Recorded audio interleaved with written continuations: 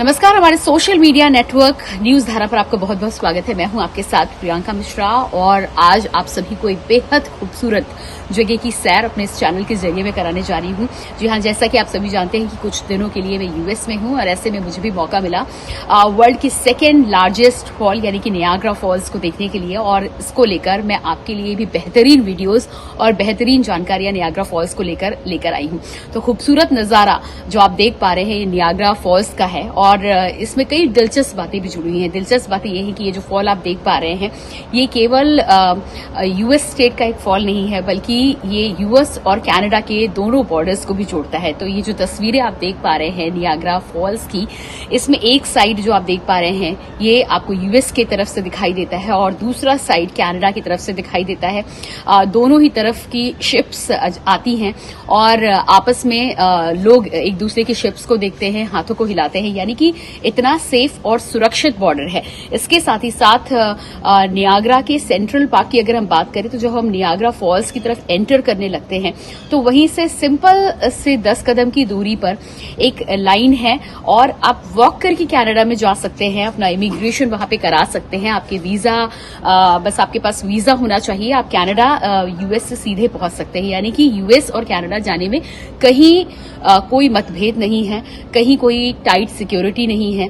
और ये इस बात का भी प्रतीक है कि इस समय जैसे दुनिया भर में हम देख पा रहे हैं कि बॉर्डर्स को लेकर और कहीं न कहीं स्थितियों को लेकर, देश में आपसी सामंजस्य को लेकर जो स्थितियां बनी हुई हैं, ऐसे में कनाडा और यूएस का जो सामंजस्य है उसको देखकर ये सीखने वाली बात है कि आप अपनी बॉर्डरिंग कंट्रीज से बेहतर रिश्ते बना सकते हैं और अपने सिटीजन्स के लिए ये सुविधाएं बेहद आसानी से आप मुहैया करा सकते हैं। तो ये आप देख पा रहे हैं जिस तरह से यहाँ पर ये रास्ता है, मैं आपको वो जगह भी दिखाऊंगी जहां पर इमिग्रेशन सेंटर्स हैं। आप सीधे वॉक करिए, 5 मिनट के वॉक के बाद आप यूएस से कनाडा में होंगे। और खासतौर से ये बिल्डिंग्स जो आप कुछ देख पा रहे हैं, फॉल के इस तरफ मैं खड़ी हूं और फॉल के उस तरफ की जो बिल्डिंग शेरेटन होटल और ये तमाम बिल्डिंग्स टावर आप देख पा रहे हैं कि कनाडा की जमीन पर आता है, यानी कि यूएस से खड़े होकर कनाडा स्टेट का आप नजारा देख पाते हैं। तो बेहद खूबसूरत नजारा है और बेहद अच्छी फीलिंग है कि इतनी शांति से आप एक कंट्री से दूसरी कंट्री में ट्रैवल कर सकते हैं। मेरे पास वीजा नहीं है तो मैं ट्रैवल नहीं करूंगी, लेकिन आसान है। तो चलिए अब बात करते हैं नियाग्रा फॉल्स को लेकर। मुझे पूरी उम्मीद है कि इस फॉल की खूबसूरती को देखकर, यहाँ के नेचर को देखकर आप इसे एंजॉय कर रहे होंगे। कुछ खास बातें नियाग्रा फॉल्स से जुड़ी हुई हैं, वो भी आपके सामने मैं रख देती हूँ। नियाग्रा फॉल्स की अगर बात करें तो वर्ल्ड का सेकेंड लार्जेस्ट फॉल तो है ही।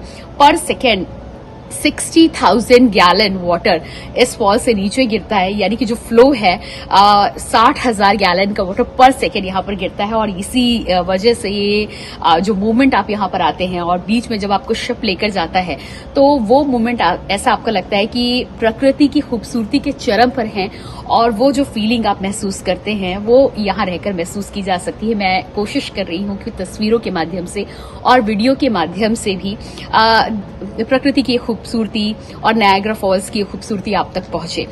इसके साथ ही साथ नियाग्रा फॉल्स को लेकर यूएस के अगर हम सामंजस्य की बात करें तो प्रकृति यानी कि नेचर और पावर को लेकर जो बेहतरीन सामंजस्य यहाँ पर बनाया गया है।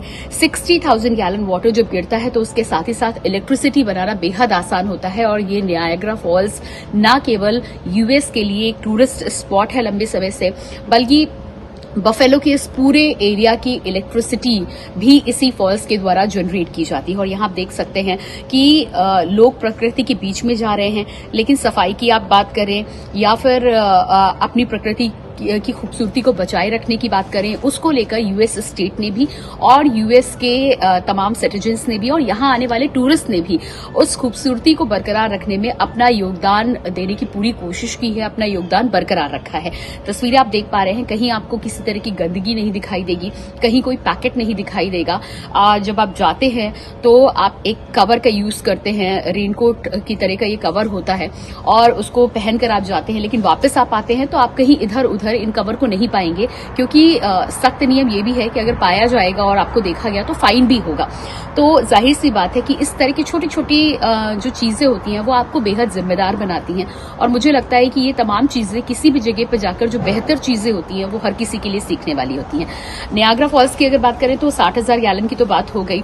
इस स्थिति से जुड़े हुए कई बड़े बड़े फैक्ट भी हैं। तो नियाग्रा फॉल्स का जो पानी आता है वो कई लेक से जुड़कर आता है।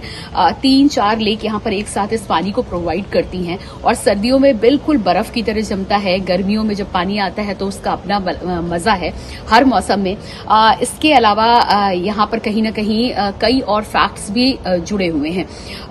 कनाडा और यूएस के बॉर्डर को तो ये कनेक्ट करता ही करता है। इसके साथ ही साथ नायग्रा फॉल्स की खासियत की अगर बात करें तो नायग्रा फॉल्स यूएस स्टेट का ओल्डेस्ट स्टेट पार्क में आता है। नायग्रा फॉल्स के बगल में इस पार्क को 1885 में स्टैब्लिश किया गया था और तब से इसकी देखरेख यहाँ पर की जा रही है। यानी कि यूएस के ओल्डेस्ट पार्क की बात करें तो नायग्रा फॉल्स के पास ही है।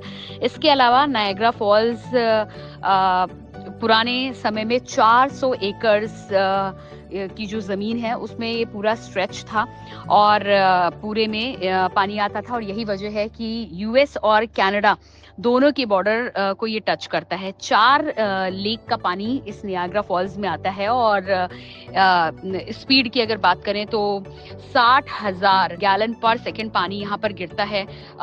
32 फीट पर सेकेंड की स्पीड से जब ये पानी गिरता है तो करीब 280 टन का फोर्स इस फॉल में देखने को मिलता है और खूबसूरती के साथ ही साथ ये बेहद अहम फैक्ट है।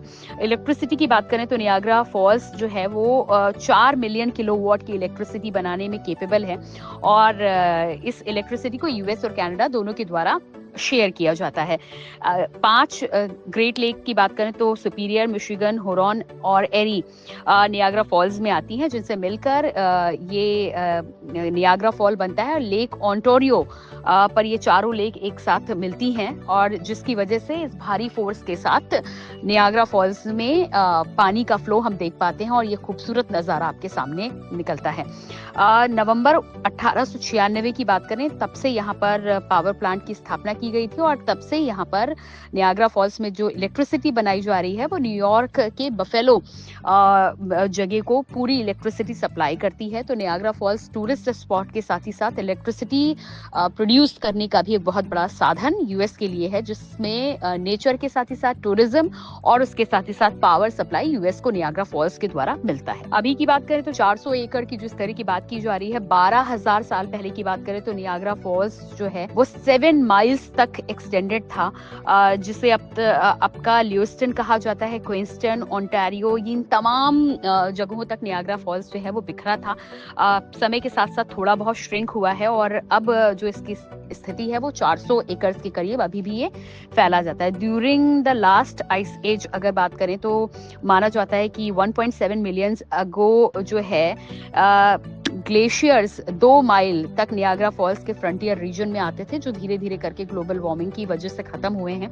लेकिन उसके बावजूद भी जो अभी नियाग्रा फॉल्स बचा है वो काफी दूर के क्षेत्र तक फैला हुआ नजर आता है। तो ये थे कुछ अहम फैक्ट नियाग्रा फॉल्स को लेकर।